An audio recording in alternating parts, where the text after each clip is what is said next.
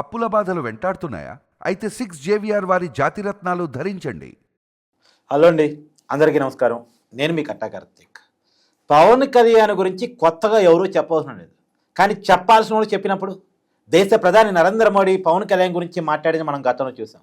ఇవాళ రజనీకాంత్ మాట్లాడిన దాన్ని మనం చూస్తున్నాం. అతను ఒక పొలిటికల్ తుఫాను. అతను విషయం నన్ను భావోద్వేగానికి గురి చేశాయి. నాకు చాలామంది విష్ చేశారు 50 ఏళ్ళ కెరీర్ అయినటువంటి సందర్భంగా. అంటే సినిమా కెరీర్ ఆయనకి 50 ఏళ్ళు నిండింది. కూలీ సినిమా ప్రజలు రిలీజ్ అయింది. ఆయనకి పవన్ కళ్యాణ్ శుభాకాంక్షలు చెప్పారు. ఆ శుభాకాంక్షలు చూసి ఎమోషనల్గా భావోద్వేగానికి గురయ్యారంటే రజనీకాంత్. ఆయనే చెప్పుకొచ్చారు, నాకు తమ్ముడు లాంటి వాడు, ఇవాళ రాజకీయాల్లో అతను ఒక తుఫాను అంటూ అభివర్ణించారు. నిజంగా రజనీకాంత్ గారు ఒక స్పెషల్గా పవన్ కళ్యాణ్కి ఇచ్చినటువంటి ఈ కితాబ్ని ఎలా చూడాల్సిన అవసరం ఉంది, దీని మీద చర్చిద్దాం. నాతో ఉన్నారు ప్రముఖ సామాజిక రాజకీయ విశ్లేషకులు చంద్ర శ్రీనివాస్ గారు. సార్ నమస్కారం. నమస్కారం అండి కార్తీక్ గారు. Sir, Rajinikanth ever green hero, south Indian super star, all India super star. ఆయనే. అతని కొత్తగా ఎవరు కితాబ్ ఇవ్వాల్సిన అవసరం లేదు. అతని నోటి నుంచి అతను ఎవరిని పోడాల్సిన అవసరం లేదు. కానీ అతని నోటితో అతను పవన్ కళ్యాణ్ ఉద్దేశించి మాత్రం పొగడ్తల వర్షం కురిపించారు. పవన్ కళ్యాణ్ విశ్వస్ విని భావోద్వేగానికి లోనయ్యారట, ఎమోషనల్ గురయ్యాడట. నా తమ్ముడు ఆంధ్రప్రదేశ్ డిప్యూటీ సీఎం, అతను ఒక రాజకీయ తుఫాన్ అంటూ అభివర్ణించారు. ఎలా చూడాలి? డెఫినెట్గా ఈ డిజర్వ్ ప్రశంసించడానికి ఆయన పెద్ద మనసు ఎవరిది? రజనీకాంత్ గారిది. ఈ యొక్క ప్రశంసను తీసుకోవడానికి అర్హుడు పవన్ కళ్యాణ్ గారు.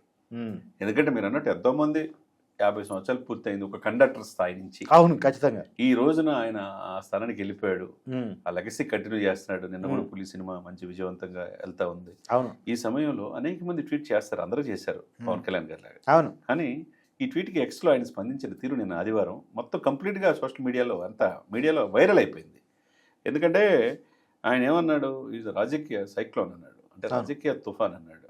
సార్ కార్తీక్ గారు, మనం కూడా మాట్లాడుకున్నాం 2014లో ఈ వ్యక్తి ఈ దేశానికి ప్రధాని కావాలి, ఆయన కోసం ఎంతైనా చేస్తానని ముందుకెళ్ళింది ఎవరు? పవన్ కళ్యాణ్. ఎవరు?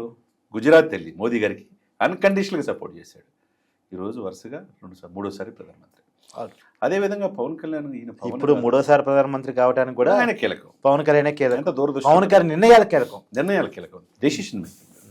డెసిషన్ మేకింగ్ తీసుకోవట్లో పవన్ కళ్యాణ్ గారు. ఎందుకంటే కూటమి కట్టారు, ఇక్కడ తెలుగు ఎంపీలు చాలా గెలిచారు. ఆ తెలుగు ఎంపీల వల్ల ఎన్డీఏ అధికారం మూడోసారి వచ్చింది. యూపీలో తగ్గిన ఏపీలో పెరిగినాయి. ఏపీలో పెరగటం వల్ల అక్కడ అవును ఎన్డీఏలో అధికారంలో వచ్చింది.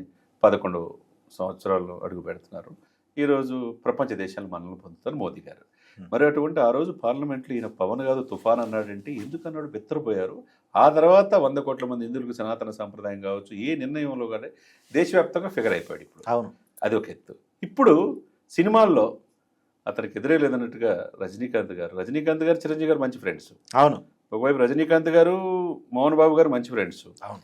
ఇంతున్నా కానీ ప్రత్యేకంగా భావోద్వేగానికి గురయ్యాను. పవన్ కళ్యాణ్ సోదరుడు, నా తమ్ముడు డిప్యూటీ సీఎం, ఈయన రాజకీయ సైక్లోన్ తుఫాన్ అంటున్నాడంటే, ఇంతమంది అంటున్నారంటే ఆయన దగ్గర ఏదో ఉంది కదా సార్.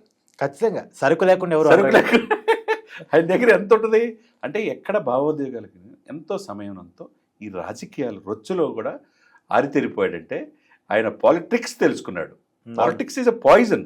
ఆ పాయిజన్ అన్ని కూడా పాపం దిగమింగి ఎంతో బాధపడి వ్యక్తిగత అన్నాను గురయ్యి, అంటే దేవుడు విషయాన్ని తాగి అమృతాన్ని కక్కుతాడు అన్నట్టుగా నిజంగా ఆయన అంత ఓర్పు గల వ్యక్తి కాబట్టి పవన్ కళ్యాణ్ ఈరోజు ఆ నోట ఈ నోట విన్నా ఈ తెలుగు మీడియా అని కాదు, నేషనల్ మీడియాలో కూడా పవన్ మాట వినపడుతుందంటే ఆయనకి ఎంత ప్రతిష్ట, ఎంత పేరు. ఒక తెలుగు వాళ్ళగా మనం గర్వపడాలి, అంతే కదా సార్. కాబట్టి రజనీకాంత్ గారు పెద్ద మనసుతో ఈయన సైక్లోన్ తుఫాన్ లాంటి వ్యక్తి అని చెప్పి అనటం, సోదరుడు ఇచ్చిన ట్వీట్కి నేను భావోద్వేగానికి గురయ్యానంటాం. ఎందుకంటే ఆయన ప్రమాణ స్వీకారం చేసిందని కూడా తన సతీ సమేతంగా వచ్చారు కదా. అవును. అక్కడ విజయవాడలో మనం మోదీ గారి ప్రమాణ స్వీకారంలో రజనీకాంత్ గారు కూడా వచ్చారు కదా. కాబట్టి ఆయన యొక్క ఇదేందనేది స్వయంగా చూశాడు కదా. ఇది సింపతి బీజేపీ సార్ కొంత ఎడిదిరిగి ఆయన ఉంటుంది.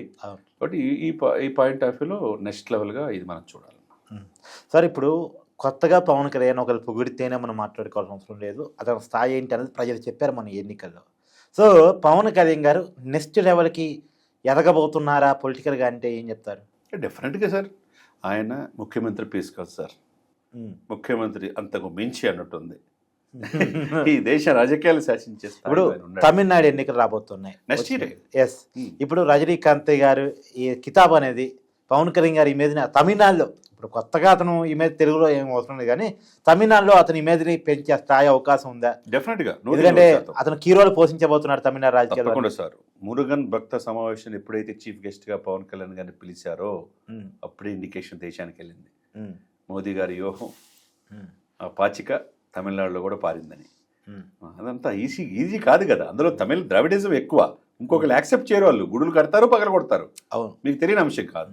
డెఫినెట్గా ఇప్పుడు రాధాకృష్ణన్ అని చెప్పేసి ఇప్పుడు మహారాష్ట్ర గవర్నర్ ఉపరాష్ట్రపతి అవుతున్నాడు. అవును, తమిళనాడులో కోయంబత్తూరు 2 సార్లు ఎంపీ అయిన వ్యక్తి. అవును, అవును. కానీ మహారాష్ట్ర గవర్నర్ అంతకుముందు తెలంగాణకు కూడా ఇన్ఛార్జ్ గవర్నర్ చేశాడు. ఇప్పుడు మహారాష్ట్ర గవర్నర్, ఇప్పుడు భారతదేశానికి ఉపరాష్ట్రపతి అవుతున్నాడు. ఎంత వ్యూహాత్మకం! ఇది ఎవరైనా ఎక్స్పెక్ట్ చేశారా? ఇప్పుడు డిఎంకి ఏం చెప్పలేని పరిస్థితి. తమిళని గౌరవించాలి కదా. ఇక్కడ నిజానికి ఇండియా కూటమిలో ఉంది కానీ తమిళనాడు వ్యక్తికి సపోర్ట్ చేయరా అనే ఇప్పుడు అసలు అదే కదా ఇప్పుడు తెలిసిపోయింది. ఎంత వ్యూహాత్మకంగా అక్కడ స్టెప్ తీసుకున్నారు. దీన్ని బట్టి మనం బీజేపీ వ్యూహాలకి వైపు పవన్ కళ్యాణ్ దక్షిణ భారతదేశాల్లో రాజకీయాలు శాసించబోతున్నాడు. ఈజ్ ద ట్రబుల్ షూటర్ అనేది ఎన్డీఏకి అర్థమైపోయింది. కాబట్టి పవన్ కళ్యాణ్ ఒక తలుపు మొక్కగా, ఒక ట్రబుల్ షూటర్గా ఎన్డీఏ కూటమి చూస్తున్నాం. Thank you sir.